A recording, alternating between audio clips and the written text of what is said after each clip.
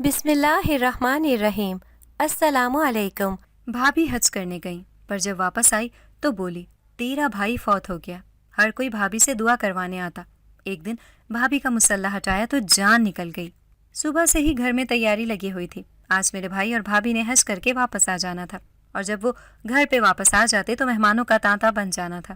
اس لیے میں ان کے آنے سے پہلے ہی گھر کی تمام صفائیاں ستھرائیاں اور دیگر کام مکمل کر دینا چاہتی تھی، تاکہ عین وقت پر میرے لیے کوئی مسئلہ نہ بنے۔ اگر میں گھر کے کاموں میں ہی الجھی رہتی اور تمام انتظامات کو ٹھیک طریقے سے سر انجام نہ دے دیتی تو میں مہمانوں کو بھی صحیح وقت نہ دے سکتی تھی اور گھر کے کاموں میں الجھی رہتی۔ یوں تو گھر میں بہت سے ملازم تھے جو تمام کام سر انجام دیتے تھے، مگر ان سے کام کروانے کے لیے ان کے سر پر رہنا ضروری تھا۔ اس لیے میں چاہتی تھی کہ میں مہمانوں اور بھائی بھابھی کو زیادہ سے زیادہ وقت دوں، کیونکہ میں ان سے بہت وقت کے بعد مل رہی تھی، اور سچ بتاؤں تو میں ان سے ملنے کے لیے بہت بے قرار ہو رہی تھی، کیونکہ میرے واحد یہ دو ہی رشتے تھے جو اس دنیا میں موجود تھے۔ اس کے علاوہ دیگر خاندان کے افراد اور رشتے دار تھے، مگر میری ان سے کچھ خاص نہیں بنتی تھی۔ اور یہ تمام دن میں نے بہت ہی زیادہ بے چینی میں گزارے تھے۔ جب سے وہ حج کرنے کے لیے گئے تھے میں گھر پہ انہیں بہت ہی زیادہ یاد کر رہی تھی۔ ان کے بغیر یہ وقت بہت مشکل سے گزرا تھا، اور آج میں بہت ہی زیادہ خوش اور پرجوش تھی۔ آج انہوں نے واپس آ جانا تھا۔ رات کو میری ان دونوں سے بات ہوئی تھی، اور وہ دونوں ہی رات کو بہت زیادہ خوش تھے، اور مجھے وہ تمام تحفے اور چیزیں دکھا رہے تھے جو انہوں نے میرے لیے ریڈی کر رکھی تھی۔ وہ روزانہ ہی مجھے کال کیا کرتے تھے، اور جن جگہوں پر گھومنے کے لیے جاتے تھے وہاں کی تصویریں اور ویڈیوز مجھے لازمی طور پر دکھاتے تھے، جسے دیکھ کر میں ارادہ کرتی تھی کہ میں شادی کے بعد اپنے شوہر کے ساتھ سب سے پہلے اسی مبارک جگہ پر ہی جاؤں گی۔ آج میرا انتظار طویل ہو گیا تھا، وقت تھا کہ کٹنے کا نام ہی نہیں لے رہا تھا۔ صبح سے لے کے شام ہو گئی اور وہ لوگ ابھی تک گھر نہیں آئے تھے۔ گھر میں مہمان آ رہے تھے اور ان کا انتظار کر کے واپس جا رہے تھے۔ ڈرائیور جو انہیں لینے کے لیے گیا تھا اس کا بھی کچھ اتا پتہ نہیں تھا، اور ان تینوں میں سے کوئی بھی کال نہیں اٹھا رہا تھا۔ بھائی اور بھابھی کا تو نمبر ہی نہیں مل رہا تھا، جبکہ ڈرائیور کے نمبر پہ کال جا رہی تھی اور وہ کال ہی نہیں اٹھا رہا تھا۔ میں پورے گھر میں ٹہل ٹہل کے تھک گئی تھی اور سوچ سوچ کر پریشان ہو رہی تھی کہ کہیں ان لوگوں کے ساتھ کوئی حادثہ تو نہیں ہو گیا۔ خدا خدا کر کے آدھی رات کے قریب گاڑی کی آواز سنائی دی۔ میں بڑی بےتابی سے وہیں پہ کھڑی ان لوگوں کا انتظار کر رہی تھی، مگر تب میری حیرت کی انتہا نہ رہی جب گاڑی میں سے صرف بھابھی ہی نکلی تھی، اور آنسو پوچھتے ہوئے وہ میرے گلے سے لگی اور رونے لگی۔ میں بھی اتنے وقت کے بعد ان سے مل رہی تھی۔ میں بھی اپنے جذبات پر قابو نہیں رکھ سکی اور میں بھی رونا شروع ہو گئی۔ جب جذبات کا طوفان تھما تو میں نے بھابھی سے سب سے پہلا سوال بھائی کے بارے میں کیا کہ وہ کہاں پہ ہیں۔ تب وہ سر جھکا کے رہ گئیں، جیسے اپنے آنسو چھپانے کی ناکام کوشش کر رہی ہوں۔ پھر جو بات انہوں نے مجھے بتائی اسے سن کے مجھے لگا میرے پاؤں کے نیچے سے زمین نکل گئی ہو، جیسے ساتوں آسمان میرے سر پر آ کر گر گئے ہوں۔ مجھے اپنے کانوں پہ یقین نہیں آ رہا تھا، بھلا ایسے کیسے ہو سکتا تھا؟ رات کو میری ان سے بات ہوئی تھی، وہ بالکل ٹھیک ٹھاک تھے، ہنسی خوشی انہوں نے مجھ سے باتیں کی تھیں اور مجھے یہ بتایا تھا کہ انہوں نے وہاں سے میرے لیے کیا شاپنگ کی ہے۔ اور اب بھابھی یہ کہہ رہی تھی کہ رات کو انہیں ہارٹ اٹیک آ گیا تھا اور وہ اللہ کو پیارے ہو گئے۔ ان کی تدفین میں ہی مجھے وقت لگ گیا۔ یہ سن کر مجھے یقین ہی نہیں آ رہا تھا، ایسے لگ رہا تھا جیسے بھابھی جھوٹ بول رہی ہو، مگر ان کے چہرے کے تاثرات اور ان کی آنکھوں سے نکلنے والے آنسو بتا رہے تھے وہ جھوٹ نہیں بول رہی ہیں۔ مگر میں اسے سچ کیسے مان لیتی؟ اگر ان کی موت واقعی ہو گئی تھی تو انہوں نے مجھے بھائی کا آخری وقت پہ چہرہ کیوں نہیں دکھایا اور مجھے اس بارے میں اطلاع کیوں نہیں دی؟ بھابھی نے مجھے کہا کہ ابھی تم نے اس بارے میں کسی کو بھی نہیں بتانا، ابھی تم نے یہ بات خود تک رکھنی ہے، مناسب وقت آنے پر میں خاندان والوں کو خود جواب دے دوں گی۔ اور میں بھابھی کی بات پر حیرت زدہ رہ گئی۔ اب میرا شک یقین میں بدل رہا تھا۔ مجھے لگ رہا تھا کہ دال میں کچھ کالا ہے، ضرور کچھ ایسا ہے جو بھابھی مجھ سے چھپا رہی ہیں۔ یہ تو میں جانتی تھی کہ وہ بھائی سے شادی نہیں کرنا چاہتی تھی، کیونکہ وہ اپنی کزن کو پسند کرتی تھی جو کہ پولیس میں ایک بہت بڑے عہدے پر فائز تھا، مگر وہ میری چچا زاد بھی تھی اور ان کا بہت پہلے میرے بھائی کے ساتھ رشتہ طے پا گیا تھا۔ جسے وہ پسند کرتی تھی وہ بھی ان کا خالہ زاد تھا، مگر ان کے اصرار اور ضد کے باوجود بھی ان کے ماں باپ نے ان کی شادی میرے بھائی کے ساتھ کر دی تھی۔ میرے بھائی بھی انہیں بہت زیادہ پسند کرتے تھے اور ان کا ہر ممکن حد تک خیال رکھنے کی کوشش کرتے تھے۔ شروع کے کچھ دنوں میں تو وہ میرے بھائی سے کھچی کھچی رہیں، مگر وقت گزرنے کے ساتھ ساتھ ان دونوں کی آپس میں انڈرسٹینڈنگ ہو گئی تھی اور مجھے لگنے لگا تھا کہ وہ بھی اب میرے بھائی کو پسند کرنے لگی تھی اور ان کے ساتھ خوش تھیں۔ ان کی شادی کو 8 مہینے کا عرصہ ہو چلا تھا اور بھابھی کی فرمائش پر ہی بھائی ان کو حج کروانے کے لیے لے کر گئے تھے۔ میں یہ نہیں جانتی تھی کہ ان کا واپسی کا سفر میرے لیے کتنے بڑے غم کی خبر لے کر آئے گا، اور میری کیا بدنصیبی تھی کہ جب میں پیدا ہوئی تو ہوش سنبھالنے سے پہلے پہلے میرے ماں باپ مجھے چھوڑ کر چلے گئے تھے۔ تب ہم دونوں ہی بہن بھائی تھے۔ میرے بھائی میرا بہت زیادہ خیال رکھتے تھے، انہوں نے مجھے ماں اور باپ دونوں بن کر پالا۔ مجھے کبھی کسی چیز کی کمی محسوس نہیں ہونے دی اور آج پھر میں دنیا میں تنہا رہ گئی تھی۔ آج پھر مجھے یوں لگ رہا تھا جیسے میں بالکل خالی ہاتھ ہوں۔ مجھے ایسے لگ رہا تھا جیسے میں کل متاع لٹا چکی ہوں، اور ستم ظریفی تو یہ تھی کہ میں اپنے غم کو کسی کے سامنے عیاں بھی نہیں کر سکتی تھی۔ میں کسی کو اپنے غم کے بارے میں نہیں بتا سکتی تھی، اور مجھے سمجھ نہیں آ رہا تھا کہ یہ خبر سب سے چھپانے میں کیا مصلحت ہے۔ آج نہیں تو کل سب کو بتانا ہی ہے، کم از کم اسی بہانے میں کھل کر رو بھی لیتی ہوں۔ شاید اس طرح سے میرا دل ہلکا ہو جاتا، مگر اب تو میں اندر ہی اندر گھٹ کر جی رہی تھی۔ مجھے سانس لینا محال لگ رہا تھا، اور رات کو جب میرے منگیتر کی کال آئی، اس نے مجھے کہا کہ آج تو تم بہت خوش ہوگی، آج تمہارے بھائی اور بھابھی واپس آ گئے ہیں۔ میں اس کی بات سن کر پھوٹ پھوٹ کر رونے لگی۔ وہ میرے رونے سے ایک دم گھبرا گیا اور پوچھنے لگا کیا ہوا، مگر میں اسے کیا بتاتی۔ میں تو بھابھی سے وعدہ کر چکی تھی اور اپنے لب سی چکی تھی، اور اب اندر ہی اندر گھٹ کر جی رہی تھی۔ جو بھی بھابھی سے ملنے کے لیے آتا وہ ان سے دعا بھی کرواتا تھا۔ بھابھی میں واضح طور پر بدلاؤ آ گیا تھا۔ وہ بہت ہی زیادہ عبادت گزار ہو گئی تھی اور اکثر رو رو کر رب سے دعا مانگ رہی ہوتی تھی۔ جب میں ان کو اس طرح سے روتے ہوئے دیکھتی تو مجھے اپنی سوچ پر ندامت ہونے لگتی۔ میں خواہ ان پر شک کر رہی تھی۔ وہ تو بہت اچھی ہیں، انہیں بھائی کا بہت غم ہے، اسی لیے تو وہ ان کے غم کو دل سے لگا کر بیٹھی ہیں، اور وہ بہت ہی زیادہ پریشان رہتی تھی، اور ان کے نمبر پر بار بار نہ جانے کس کی کال آتی تھی، اور وہ کال سننے کے لیے وہاں سے ہٹ جاتی تھی۔ میں ان کو حیرت سے دیکھتی اور سوچتی کہ نہ جانے ایسی کیا بات ہے جو مجھ سے چھپا رہی ہیں، اور ابھی تک انہوں نے خاندان میں بھائی کی موت کی کسی کو بھی اطلاع نہیں دی تھی۔ سب کو انہوں نے یہی کہا تھا کہ بھائی ضروری کام کی وجہ سے وہاں پر رک گئے ہیں اور کچھ وقت تک واپس آ جائیں گے۔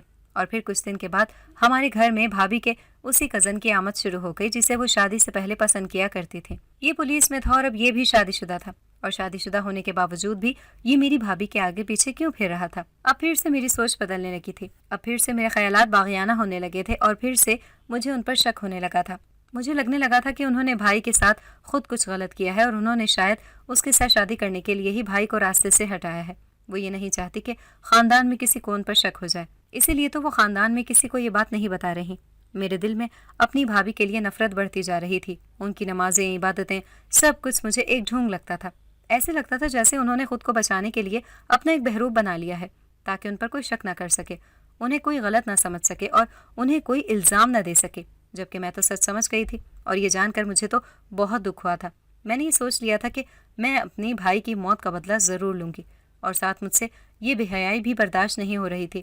اسلامی نقطۂ نظر سے دیکھا جاتا تو وہ عدت میں تھی، ان کا کسی غیر محرم سے ملنا، اس کے سامنے جانا غیر مناسب تھا۔ روزانہ ہی میرے منگیتر کی کال آتی تھی، اور میرے انداز سے وہ سمجھ گیا تھا کہ مجھے کوئی بات پریشان کر رہی ہے۔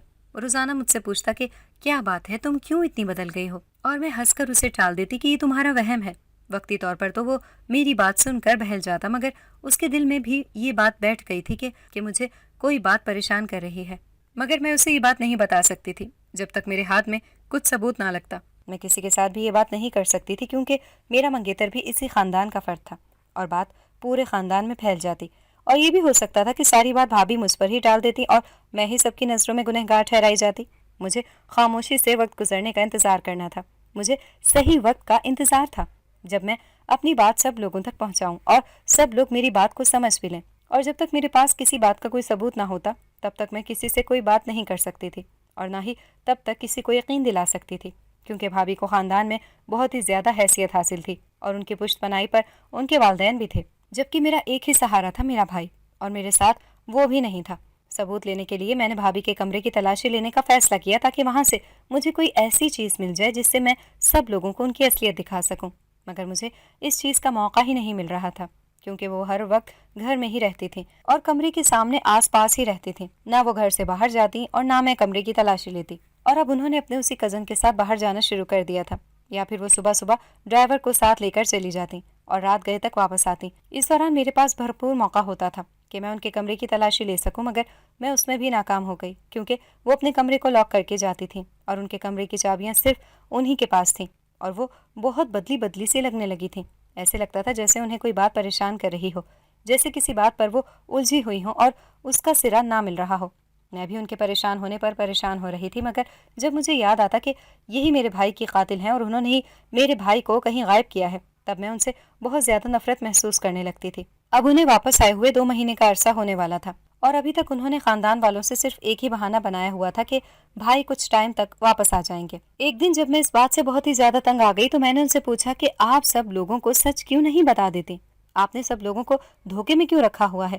تب انہوں نے مجھے بہت ہی زیادہ غصے سے گھورا اور مجھے کہا کہ تم ابھی چھوٹی ہو، تمہیں ان معاملات میں نہیں پڑنا چاہیے۔ ان کے انداز میں الفاظ میں اس قدر رکھائی اور سنجیدگی تھی کہ میں ان کے منہ کی طرف دیکھتی رہ گئی۔ انہوں نے آج تک مجھ سے اس انداز میں کبھی بھی بات نہیں کی تھی۔ میری آنکھوں میں آنسو آ گئے۔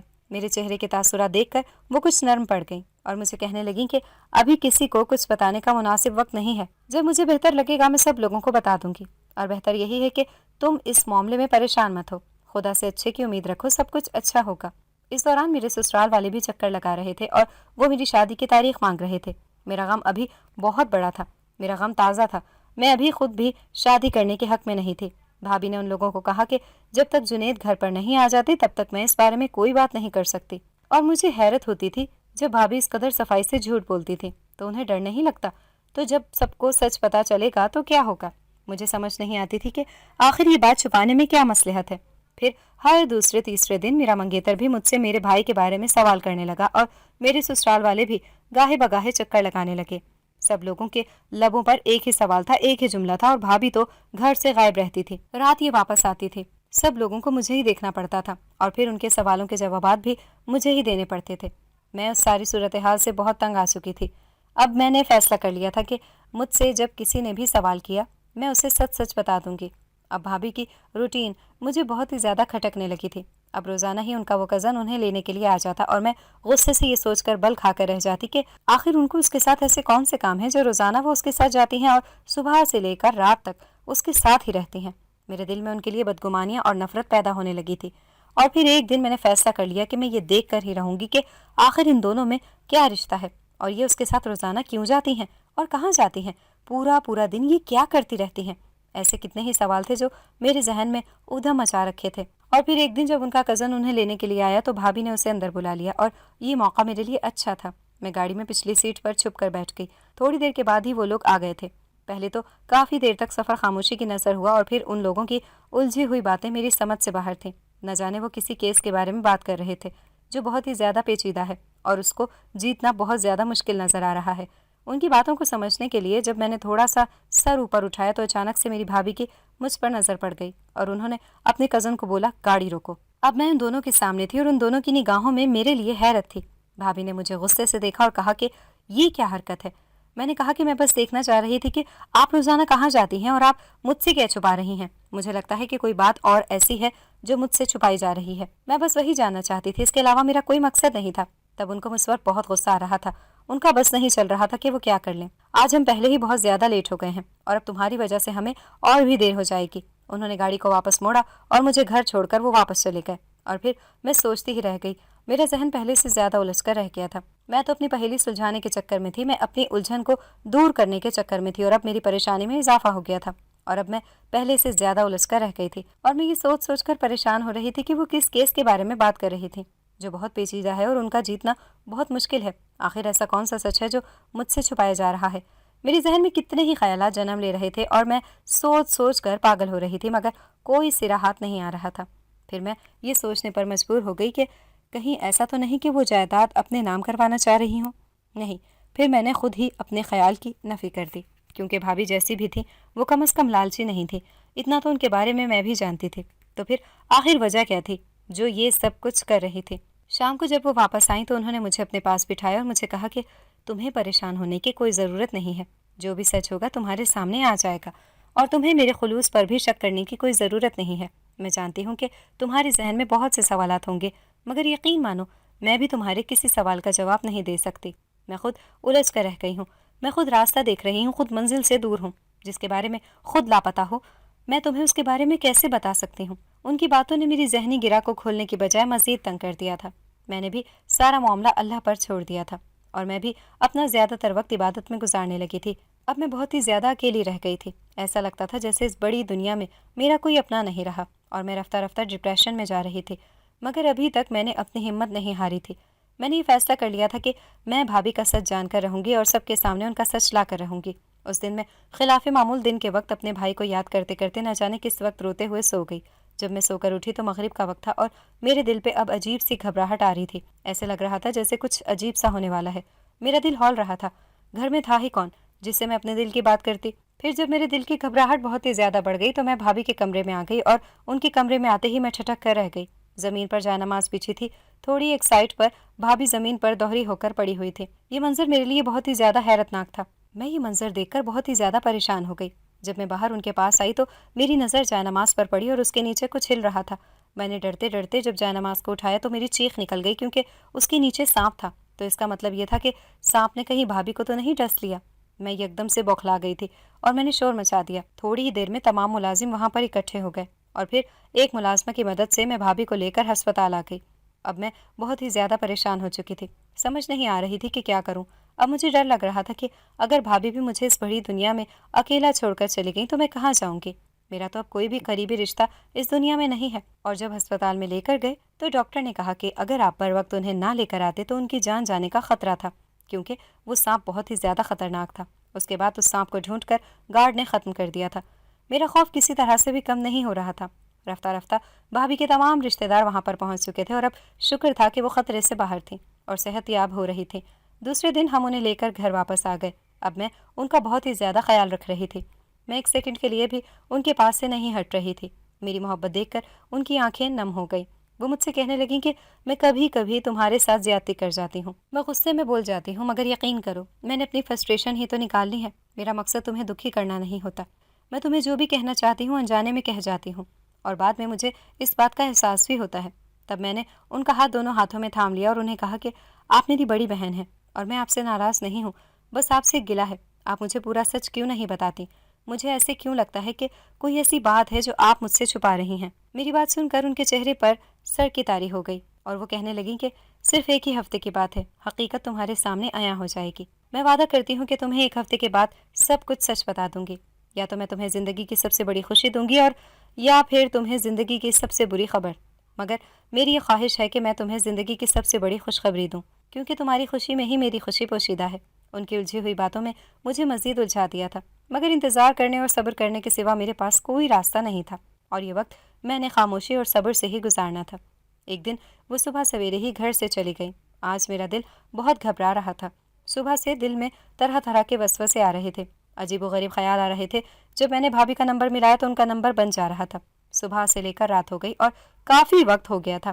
پھر گاڑی باہر رکنے کی آواز سنائی دی اور میں نے خدا کا شکر ادا کیا۔ تھوڑی دیر کے بعد بھابھی الاؤنس میں داخل ہوئی تھی۔ میں وہیں پر بیٹھی ان کا انتظار کر رہی تھی۔ انہیں دیکھ کر میں اپنی جگہ پر ٹھٹک کر رک گئی۔ ان کا چہرہ آنسوؤں سے بھیگا ہوا تھا اور آنکھیں سوجی سوجی سی لگ رہی تھی، جیسے کافی دیر سے روتی رہی ہوں۔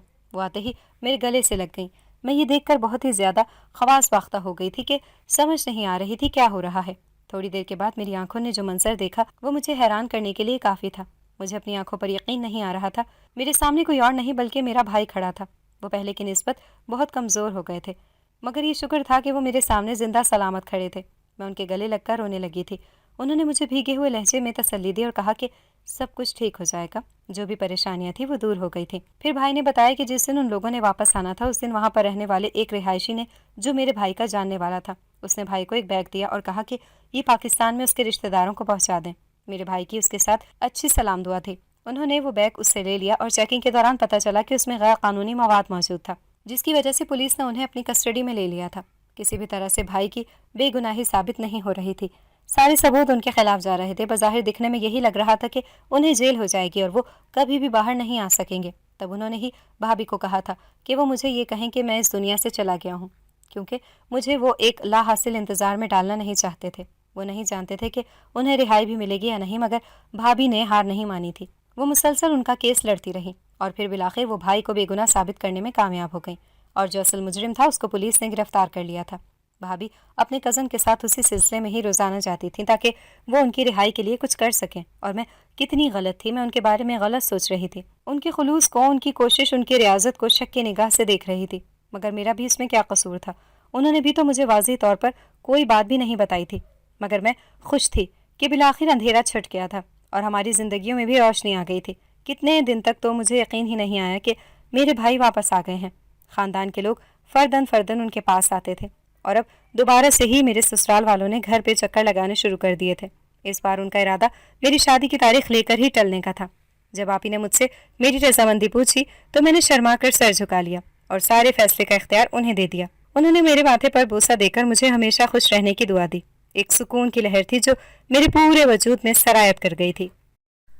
اگر آپ کو ہماری آج کی کہانی پسند آئی ہے تو اسے لائک کریں، شیئر کریں اور چینل کو سبسکرائب کرنا مت بھولیے گا تاکہ آپ کو ہر نئی آنے والی ویڈیو کا نوٹیفیکیشن بر وقت ملتا رہے۔